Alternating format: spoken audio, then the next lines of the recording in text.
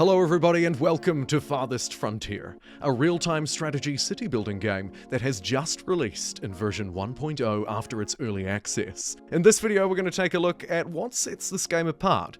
Thank you very much to Crate Entertainment for giving me an early access look at this V1.0 build and for sponsoring this video. If you'd like to check the game out, I'll chuck a link in the description below, but for now, let's take a look.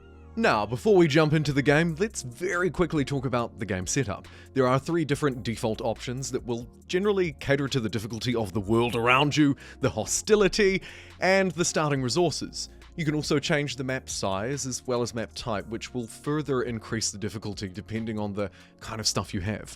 If you'd like to go into extra detail, you can do that as well, customizing resources through rated difficulty, as well as actually a whole load of extra stuff.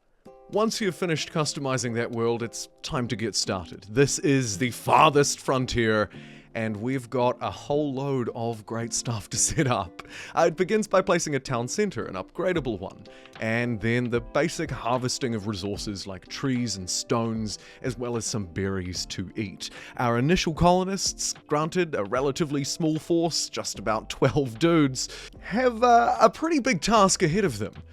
Initially, it involves setting up shelters and building some beautifully curved roads across this land, as well as some initial key resources, storage buildings, food production buildings, basically anything that we can build to further advance ourselves.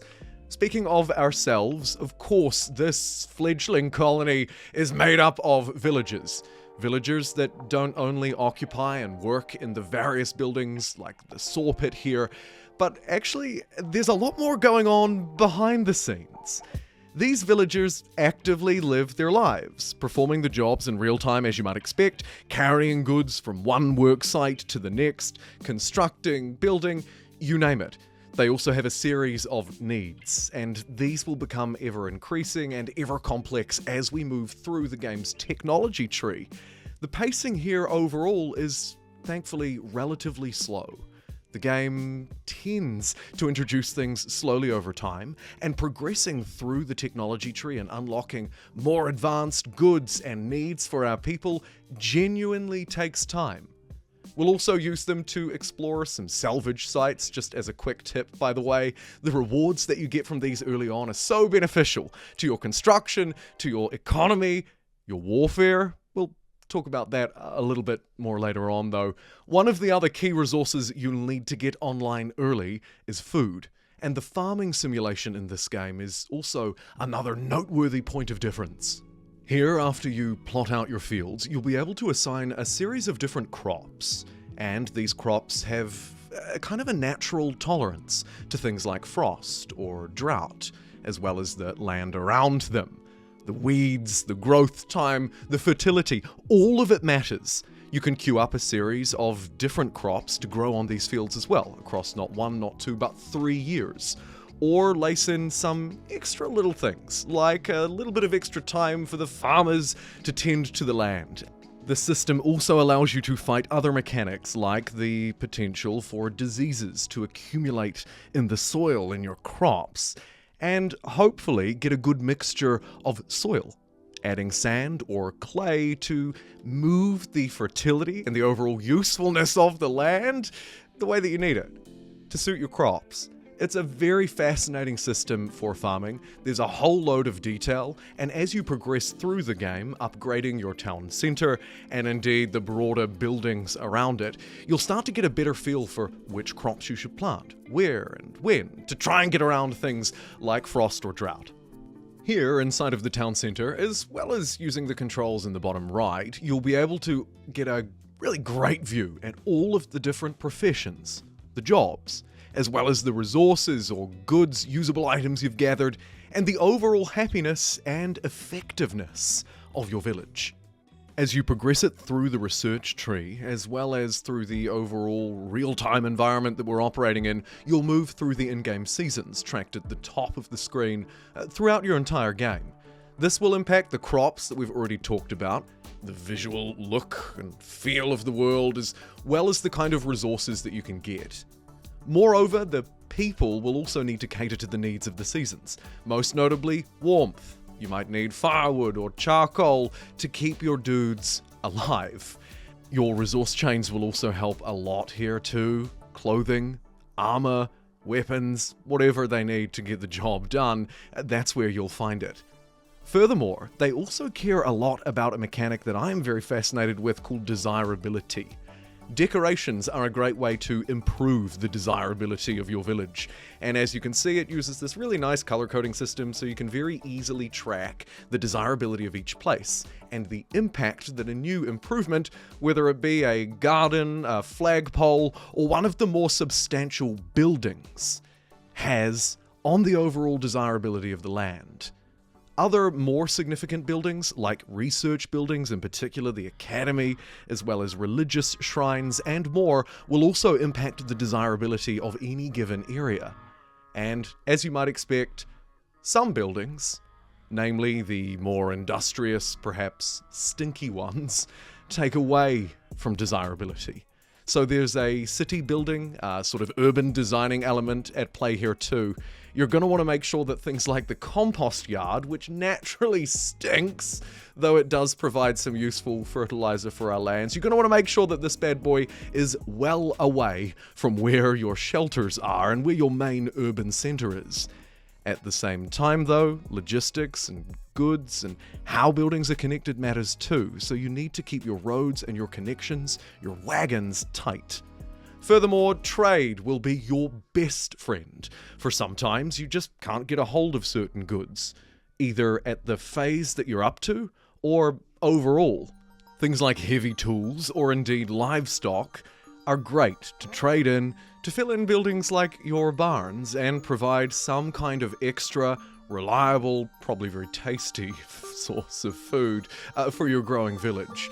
You'll need to meet certain ever-increasing population limits as well. So in order to upgrade your town center, you're going to need to provide a lot of different types of food and ensure that all of the other things that go into running a successful city, a successful colony are there too. Firewood, income, livestock, resources, you name it, there's probably more than you'll be able to get your head around initially, but it all fits quite well into a very cohesive system of upgrades and trade. Back on the trade, by the way, it's also a great way to bring in a whole load of gold. Taxation maybe won't quite do it, even as you're producing your luxury goods. But if you can produce something unique to you, and a merchant, a trader, wanders in, as they do every season, sometimes multiple traders with their own price points, their own stock, you'll begin to get a feel for just how much money you can make. And maybe you want to put that money into the optional combat system. If you're playing on passive mode, this won't be a consideration for you. But if you're not playing on passive mode, then you're going to need to fear a few things. Maybe the more subtle things, like bears and other aggressive animals that will attack your villages and generally be a nuisance. Thankfully, you will be able to fight back against these guys, and relatively easily, though you may lose a few villages along the way. Moreover, it's probably the raiders who will provide a much greater challenge.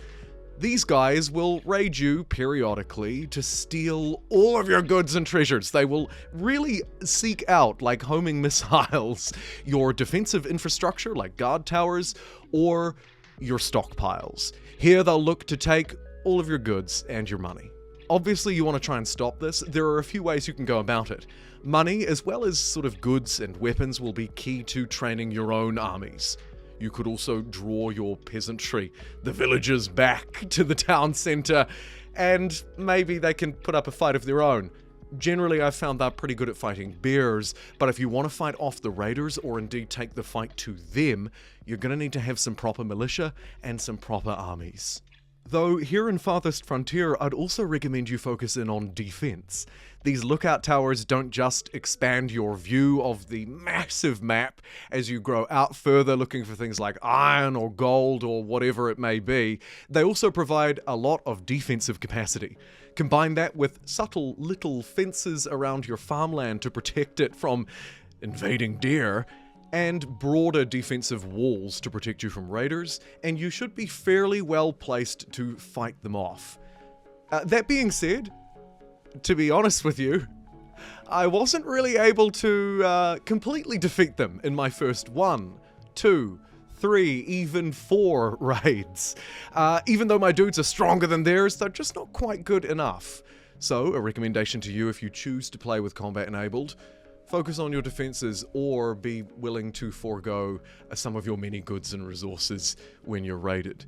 It doesn't happen too often, it doesn't feel all that annoying, but it does provide a nice, increasingly difficult challenge alongside the city building, the dealing with the seasons, disease, and crop plantations, as well as trying to further your technology. Something I haven't quite yet touched on, but we should take a look at the technology tree just slightly closer before we end the video. It's divided into these nice, very natural categories, from agriculture through to industry to combat. There's a whole load of different categories. You work your way up as you upgrade your town center. There's a lot to invest in, and just a quick tip, the Academy will be your best friend for researching, as well as maybe feeding it with villages and paper and books and all sorts of knowledge as you progress through the game. There's truly a lot to unpack here in Farthest Frontier. It's a relatively slow-paced RTS game in my view, in terms of progression. And I don't mean that as a negative, it's actually a really good thing. It feels impactful when I build the very expensive academy in the middle of your screen there, or a park that will really add to the desirability of all of the little structures that my dudes are living within. And that research takes time to build up over the many seasons, or indeed years, as you build up your colony, maybe welcoming some incoming travelers as you go through. And that really matters too, because there is an opportunity cost and a trade-off. Do you want to focus more on military? Or would you like to focus on your industry and seek out those deep mines and resources earlier on? The choice is yours, and it helps make each playthrough feel a little bit different too. Overall, I've really enjoyed my time with Farthest Frontier version 1.0, and I'm very curious to see where they'll take this very intricate, detailed, city-building RTS game next. Thank you so much for watching. I'll see you next time.